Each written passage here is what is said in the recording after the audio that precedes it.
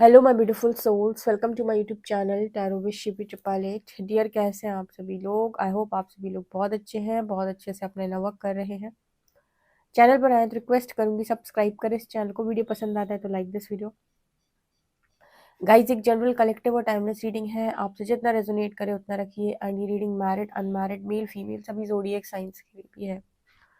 Okay, सो अभी हम start करेंगे आपकी रीडिंग एंड देखते हैं आपके पर्सन इस वक्त आपसे क्या कन्फेस करना चाहते हैं। मैं करती हूँ आपके कार्ड्स को शफल। गाइस करें एंजल्स, गाइड करें एंजल्स। मेरे जो व्यूअर्स हैं उनके पार्टनर की करंट एनर्जी क्या है और क्या कन्फेस करना चाहते हैं मेरे व्यूअर्स के पार्टनर, मेरे व्यूअर्स से, मेरे व्यूअर्स के पार्टनर मेरे व्यूअर्स से क्या कन्फेस करना चाहते हैं। गाइड करें एंजल्स, क्या कन्फेस करना चाहते हैं मेरे व्यूअर्स के पार्टनर मेरे व्यूअर्स से, क्या कहना चाहते हैं। फर्स्ट कार्ड है जस्टिस।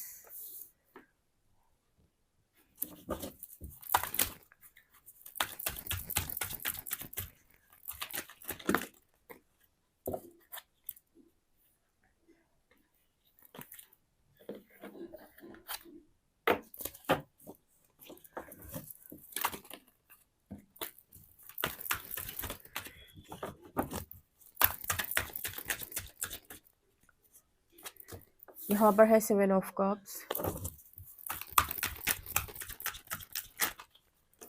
यहाँ पर है 10 ऑफ वॉन्ड्स,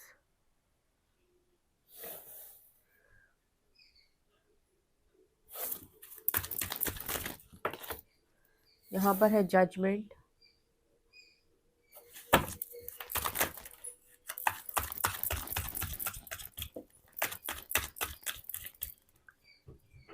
यहाँ पर है king of pentacles,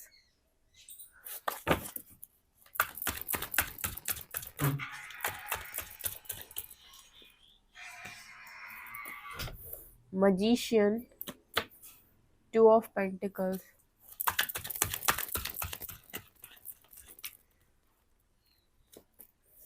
Eight of cups, Saturn and Pisces,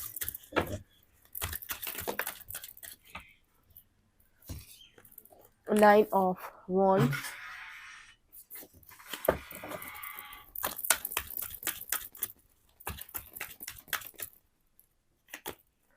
and Hierophant, and moon, 3 of cups.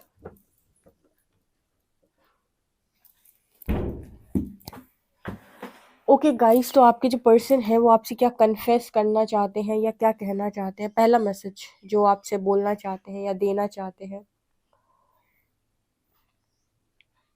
जिम्मेदारियों के तले दब गए हैं। जब से इस पर्सन ने आपसे मूव ऑन किया है, मूव ऑन कर चुके हैं ये पर्सन जिसकी रीडिंग आप देख रहे हो, ये वो इंसान है जो आपको छोड़कर जा चुके हैं, या फिर मतलब होता है ना कि एक लाइफ में कोई ऐसा डिसीजन लेना जहां पर आप ये कहोगे कि ये पर्टिकुलर इंसान अब आपसे दूर जा चुका है या आपसे मूव ऑन करके जा चुका है। ये वो वाला केस नहीं है जहां पर नो कांटेक्ट चल रहा है, अभी रिटर्न आ जाएंगे। ये वो वाला केस भी नहीं है जहां पर आप लोग का झगड़ा हो गया, ब्लॉक अनब्लॉक चल रहा है।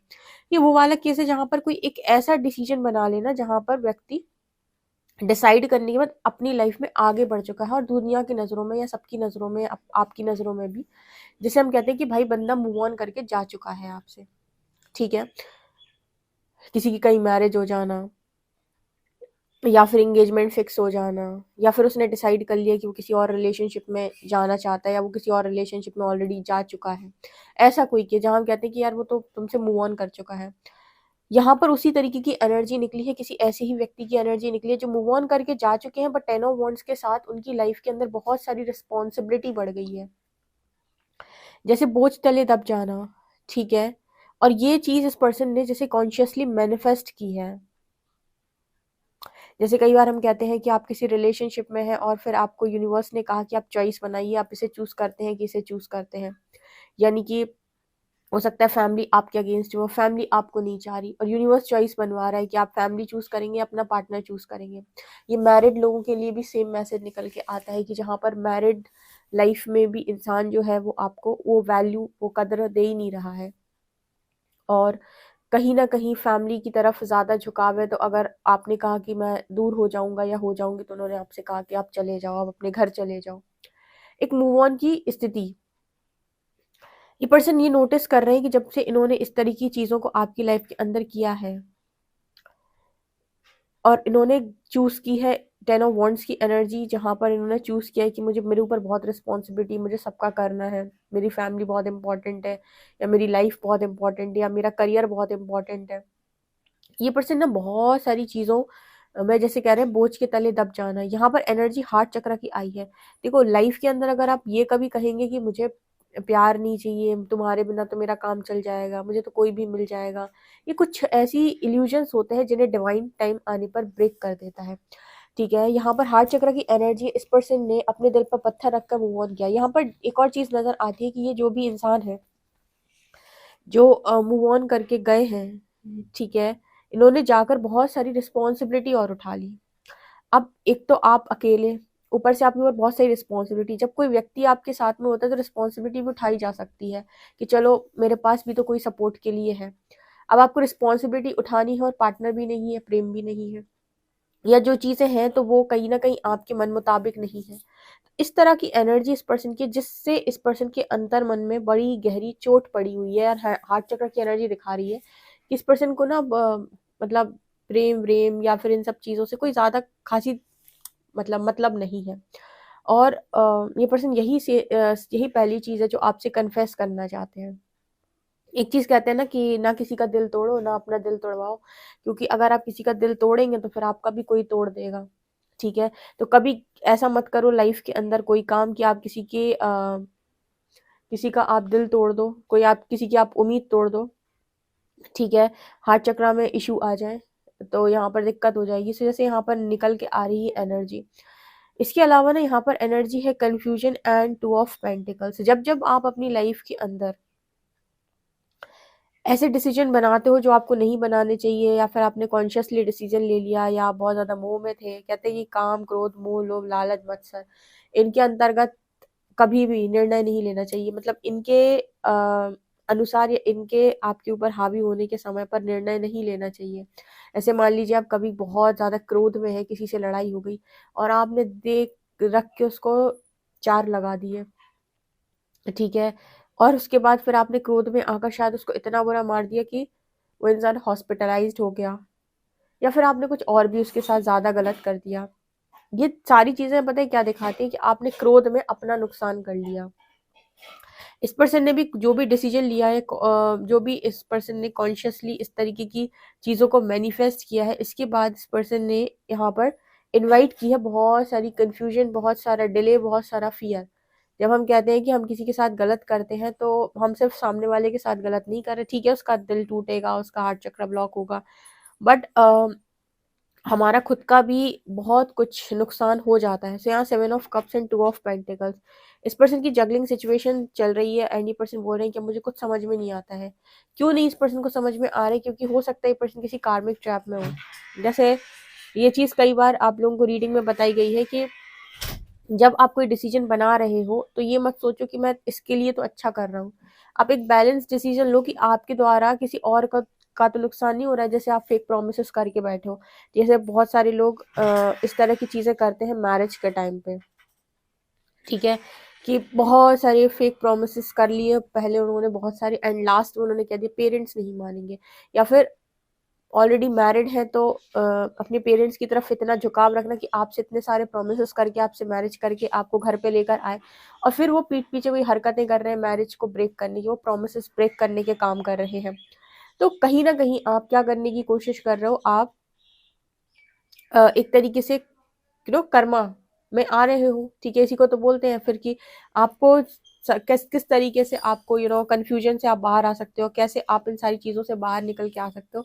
जब आपने अपने प्रोमिस को ब्रेक किया, तो हमेशा डिसीजन जब बनाया जाता है ना, तो बैलेंस बनाया जाता है कि अगर मैंने यहाँ प्रोमिस किए हैं और यहाँ भी सिचुएशन है, तो बीच का रास्ता निकाला जाएगा, लेकिन किसी को भी दगा नहीं दी जाएगी, यानी किसी के साथ भी धोखा नहीं किया जाएगा। क्योंकि जब आप धोखा करते हैं तो आपको भी लंबे समय तक स्टक रहना पड़ता है, आप भी कार्मिक एनर्जी के ट्रैप में होते हैं।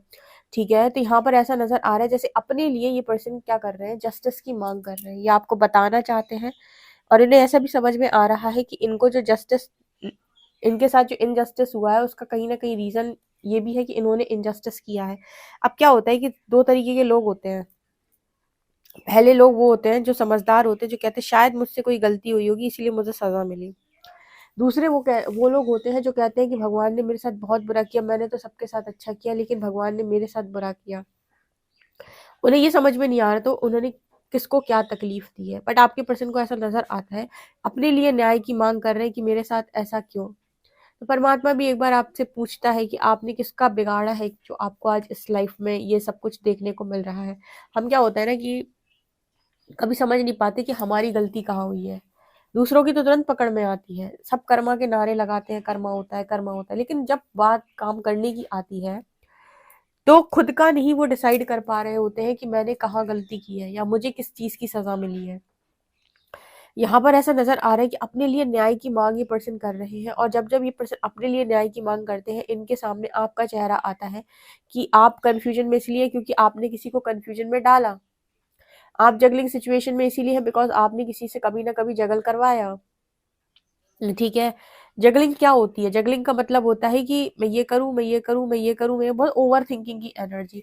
तो जब आपका पार्टनर आपको कोई क्लैरिटी नहीं देगा तो आप ओवर थिंकिंग ऑब्वियस सी बात है करेंगे। आपके पर्सन ने लंबे समय आपको कंफ्यूज करके रखा, कोई क्लैरिटी नहीं दी, कोई कमिटमेंट नहीं दी। तो जब आप किसी व्यक्ति को इस तरह की एनर्जी में रखते हो तो फिर आप इस एनर्जी में नहीं आओगे क्या।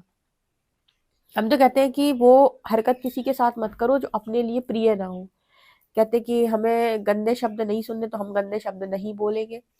हमें स्टक एनर्जी में नहीं रखना तो हम भी किसी को ऐसी झूठी उम्मीद नहीं देंगे कि वो स्टक एनर्जी में आ जाए। ठीक है, हमें अपने लिए अन्याय बर्दाश्त नहीं है तो हम भी किसी के साथ अन्याय नहीं करेंगे। मतलब कुल मिला के ये होता है कि हम वो काम करेंगे ही नहीं ना जो हम दूसरों से एक्सपेक्ट, मतलब जो हम अपने लिए एक्सपेक्ट नहीं कर रहे या हम जो अपने लिए नहीं चाह रहे। इसी को कहते हैं कर्मा का लॉ समझना, कि मैं वही करूंगा, वही सोचूंगा, वही बोलूंगा जो मैं अपने लिए चाहता हूँ कि लोग मेरे लिए बोले, मेरे लिए सोचें और मेरे लिए करें। जो लोग इस कॉन्सेप्ट को अच्छे से समझेंगे वो बेहतर जिंदगी को जी सकते हैं। तो यहाँ पर आपके पार्टनर का तीसरा कन्फेशन है कि मुझे न्याय चाहिए और मैंने तुम्हारे साथ गलती की है। ठीक है, इस पर्सन को समझ में तो आता है, कुछ कुछ जगह पर तो समझते हैं कि हाँ गलती हुई है। या फिर जब भी अपने लिए न्याय की मांग करते हैं तो आपका चेहरा इस पर्सन के सामने आता है। यहाँ पर प्रॉब्लम मून की एनर्जी, मून देखो क्या है, आपका सबकॉन्शियस भी है।